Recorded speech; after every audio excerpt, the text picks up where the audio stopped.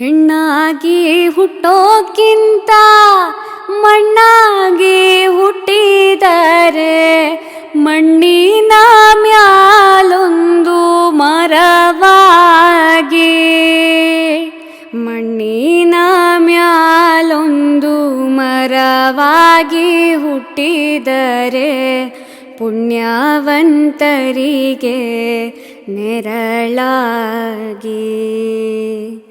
ಕಾಸಿಗೆ ಹೋಗಕ್ಕೆ ಎಸೊಂದು ದಿನ ಬೇಕು, ತಸೊತ್ತಿನ ಹಾದಿ ತವರೂರು, ತಸೊತ್ತಿನ ಹಾದಿ ತವರೂರು ಮನೆಯಾಗೆ ಕಾದು ಕುಂತಾಳೆ ಹಡೆದವ್ವ.